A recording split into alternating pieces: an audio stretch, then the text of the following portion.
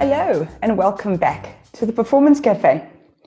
I must say I'm really enjoying the interaction here, and I think this is about the fourth or the fifth recording I'm making, and I look forward to it each time to start seeing if we're going to get some comments. So please be free to like and subscribe the channel and then post any comments you have below. I'd like to hear what you would like to speak about. Today, what I want to talk about is something that I think relates to that, and that is our ability to find problems. So the whole point of Performance Cafe is that if you've got any questions or concerns, that you would actually write it in the comments and it could be dealt with in a video. And the reason that it relates so well to what I want to speak about today is because there's this obsession with being positive in our environment. I think in many cultures we prefer people who are positive. And while I in essence have no problem with that, I think we sometimes overlook the fact that we need to be negative. We need the negative feelings. We need to know when something is not right. Because I think a lot of people think of negative feelings as just being pesky, when actually what's really at play is that there's something the matter, your body's trying to tell you, and it needs you to acknowledge it. So today I want to talk to you about your amygdala. And the amygdala I don't think it's a whole organ, it's just a part of your brain. I think at the base of your skull, it makes up part of the limbic system. So the amygdala sits there and basically waits for something to go wrong.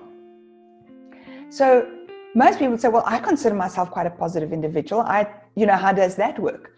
Well, it is because the amygdala's primary job is to keep you alive. If you imagine in the time of the caveman is walking through the forest and he walks underneath a tree and there's a snake hanging from the tree. He doesn't see the snake because obviously they're well camouflaged, and he walks underneath the tree, he gets bitten, and well, that's the end of our caveman. So what happens is our body has a function where it actually sits and almost scans the whole time to see where things are going to go wrong. And that is not negativity. That is the quest for survival. It's in doing that our body gives us our brain time. Well, our amygdala gives our brain time to actually pick up on there's something going wrong, there's a sense of something that's not right, let me rather get out of here, or let me formulate a plan of action. And it has happened before. I know I've heard of stories, I'm sure you have as well, where people have been in a place and have just gone, there's something wrong, I just need to leave, and shortly after that something happens there. And that is not anything mystical, that is just the amygdala that's sitting there. And research has shown that actually this helps us to such an extent that your body will start triggering the sense of tension before your eye has even been able to record and transmit an image of danger.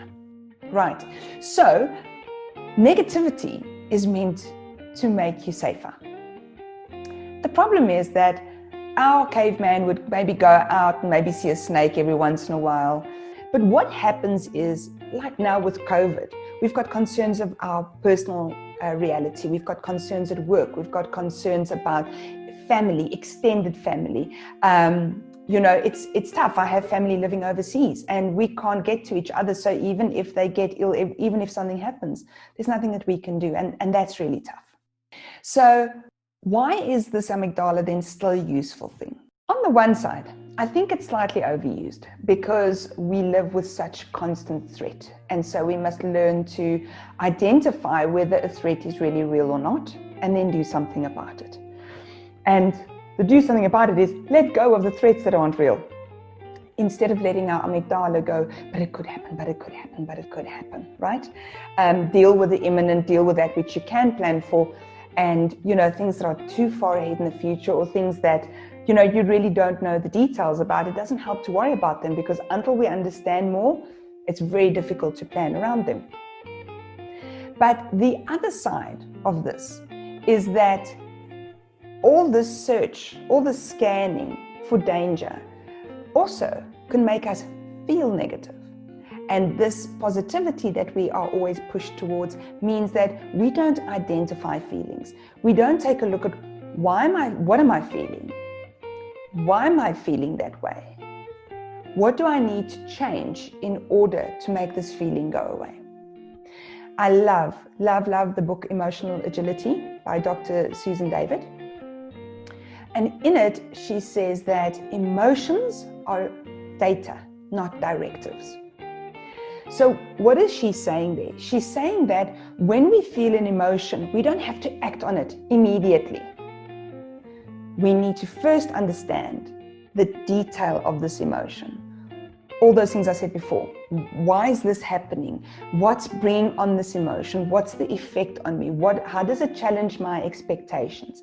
And she says, once we understand that, we can make a plan, because remember, it's data, not a directive. So we don't have to act on the emotion, but we can take the emotion and then we can act on the situation that is bringing about that emotion. And as she so beautifully puts it, when we give ourselves time to think, before we react to a situation, we allow ourselves also time to build a response that aligns with our values. And this is really important because people will die for their values. So even if you respond and other people don't understand, you've done it in your way with your values, and therefore it will be authentic to you. So the question remains, how does this negativity impact on performance? I think firstly, we should stop trying to deter people from playing devil's advocate. Those who do see the negative, those who are alerting us to a threat, instead of just frou-frouing them because, you're just being negative and we want to make the project go forward, maybe take a look at what it is they're trying to communicate. If you find a solution to the issue that they are raising, they might be helping you future-proof your solution going forward. I also think in companies, it's very easy for us to try and set the expectation that there's no place for emotion in an organization, where I think that maybe if we see someone that is repeatedly having an emotional experience, we must start looking at why is that happening for them? What's being triggered?